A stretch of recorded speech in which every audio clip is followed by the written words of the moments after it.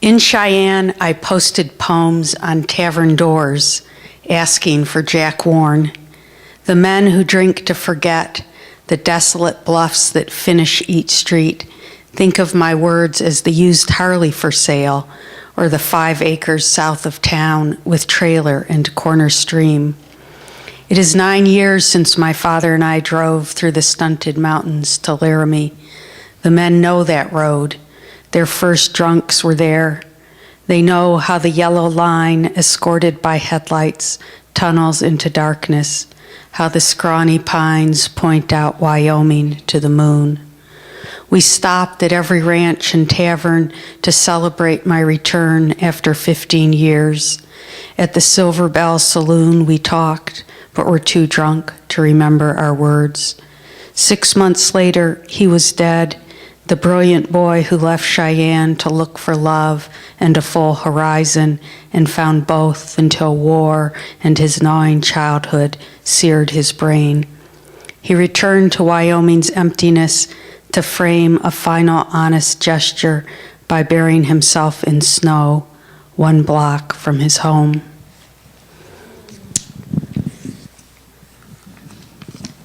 So he, in my mind, for my childhood and then after he died, he just simply was a failure. I knew nothing about PTSD. He was just somebody who had not succeeded at life. And then my mother died in 1998, and another World War II vet, a paratrooper, contacted us, my brother and I, and said they were looking for Jack Warren, and unlike my father, he would go back to Normandy every year on the anniversary of D-Day, and he made connections, he told the stories, and near the end of his life, he wanted to donate all his war memorabilia to a museum in a small village that he had liberated.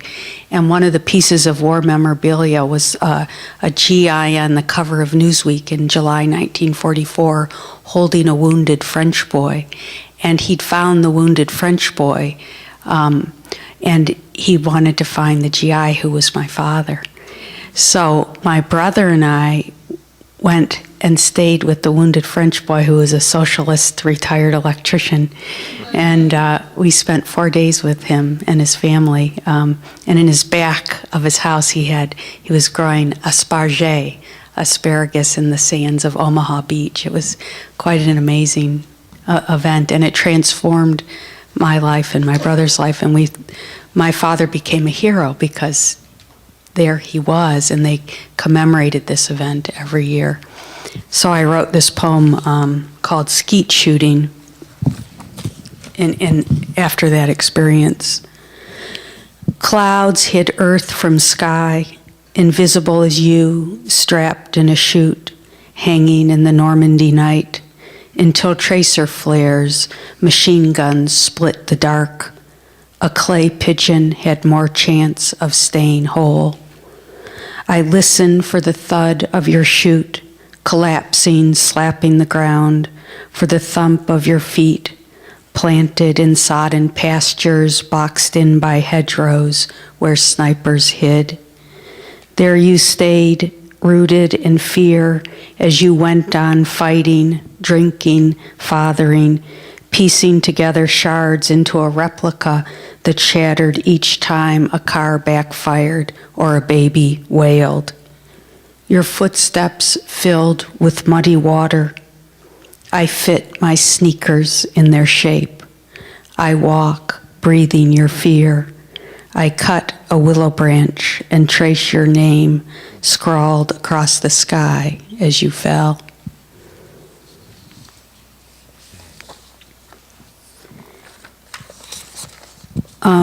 And then this last poem is from my next book called Shadow Architect. And one of the symptoms of PTSD is numbness, is just an inability to feel, a kind of frozen state. And those poems are very much about that. So my father was a hero, but he was a victim as a result of being a hero. And there's nothing I can do to redeem his life, and no matter how many poems I write. But in thinking about the journey out of PTSD that for me too, a feeling of numbness and depression and being an artist and working through all that. What I've come to now is what I think we need to do as a country, and I think if President Bush could do this, the whole world would be better, which is you admit you've made a mistake and you ask for forgiveness. And I think we're going to need to be asking the Iraqi people for forgiveness for a long time.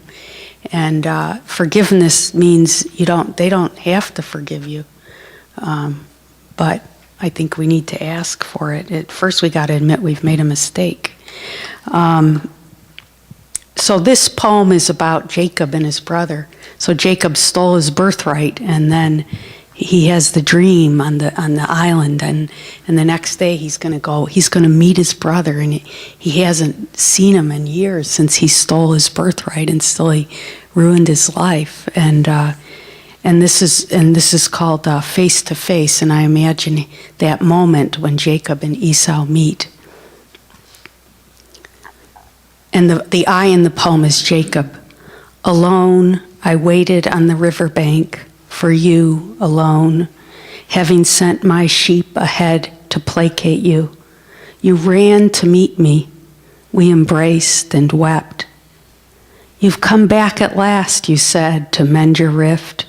For me, it is no more, nor ever really was, except that we clung to the past, mulling it with grief. Go on your way, you said, with no reproach, but keep your offering salted with fear. A crow woke my old dog asleep in muddy rushes beside the riverbank. It woke me too. I listened to the current dividing me from you, a ghost the crow scares away. Then I saw your face, as one might see God's face. Its kindness, the love I felt in the womb returned. Esau, I begged, accept my gift. I will, you said, looking through me, and wished me safe journey, refusing my request to keep step with mine.